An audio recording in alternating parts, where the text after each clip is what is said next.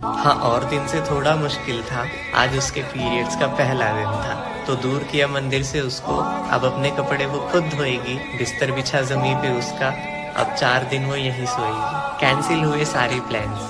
हाँ, 2 दिन दर्द के कारण। पैड छिपाया जल्दी से जब भाई ने दस्तक दी अचानक। मन था कॉफी पीने का, पर बनाने वाला कोई नहीं था। भूख लगी थी जोरों से, पर चॉकलेट लाने वाला कोई नहीं था। सर फटा और पैर भी टूटे, सोना मुश्किल हो गया था। सहमी सी शक्ति तड़पती रही, वो भी ड्रामा कहकर सो गया था। स्कूल में पूछा बच्चों ने कि क्यों चुप हो, क्या हुआ है। खराब मूड बता दिया, क्योंकि पीरियड्स कहना तो यहाँ गुनाह है। मूड स्विंग्स हुए जब उसके, तो दुनिया बदतमीज कहती रही। 4 दिन और बीत जाएंगे, ये सोचकर वो सहती रही। बड़े उसूलों से विदा होकर आई थी, बाबुल का घर छोड़कर कई उम्मीदें लेकर आई थी। बड़े नाजों से उसे बड़ा किया था। माँ पा ने हमेशा उससे रानी जैसा बर्ताव किया था। हम सफर भी बड़ा प्यार करने वाला मिला था। आखिर शादी से पहले हर वादा जो पूरा किया था, पर सिर्फ 1 साल गुजरते ही उसका बर्ताव बदलने लगा। अब तक सिर्फ ताने देता था, पर अब हाथ भी उस पर उठने लगा। पर फिर भी हंसती आवाज लेकर माँ को कह देती थी, हाँ हाँ ठीक है सब। रोज कहती थी अब तो बस, जो हाथ में आए मार देता था। अयाशी बाहर से करके आता था और रोज एक नया जख्म देता था। मान अस्तित्व सब खो गया था। शहजादा समझा था जिसे वो दरिंदा हो गया था। क्या क्या झेल रही थी वो किसी को बता नहीं पाई। हाँ, गलती उसी की थी जो पहले थप्पड़ पे आवाज नहीं उठी। घुट घुट कर जीती जख्मों से वो भरी, नहीं सह पाई। एक दिन हमेशा के लिए चली गई।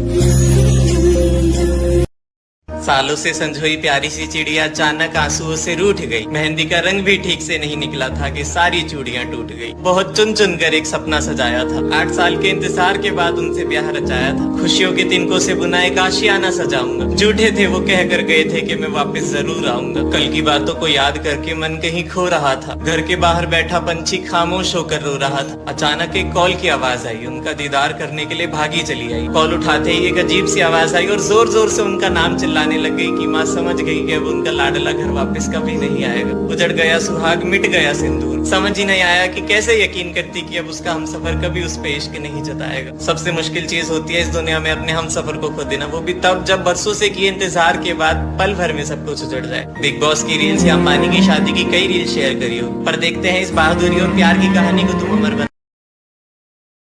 माना ऑफ शोल्डर पहनेगी तो तेरा कंधा दिखेगा, पर जिसकी नजरें खराब होगी उसे तेरा जिस्म सूट में भी गंदा दिखेगा। तुम लड़की हो, तुम मेकअप करोगी तो गलत बन जाओगी। लोग क्या कहेंगे अगर ऐसे कपड़े पहनकर बाहर जाओगी। तुम्हें पता है इस दुनिया में सबसे सुंदर चीज एक नारी होती है, पर फिर वो हर गाली में शामिल क्यों होती है। और वैसे भी लड़कियां छोटे कपड़े पहनती है ताकि लड़कों की उन पर नजर जाए।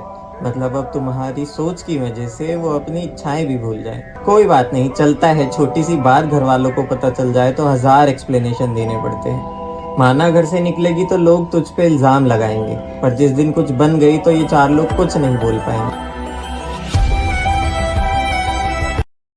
डांस करना पसंद था, पर छुप छुप के करती थी। ये कहानी है एक लड़की की जो अपने पापा से बहुत डरती थी। डिसिप्लिन और एथिक्स का ताज पहन कर रखने वाले पापा को बस पढ़ना लिखना पसंद था, पर डांस को सब कुछ मानने वाली उस लड़की का पढ़ने में इंटरेस्ट थोड़ा कम था। स्कूल और फैमिली फंक्शंस में अपने डांस की वजह से वो फेमस हो जाती थी, पर 60s में जीने वाले पापा को ये बात रास कहाँ आती थी। और एग्जाम्स में भी अच्छे मार्क्स लाती थी और पैशन को करियर बनाना चाहती थी। और फिर एक दिन स्टेट लेवल पे फर्स्ट पोजीशन जीत गई। खुशी का ठिकाना नहीं, उसे मुंबई जाने की टिकट जो मिल गई। और जब बारी आई अपने सपनों को पूरा करने की, तो उसकी बस उसकी आंखों के आगे से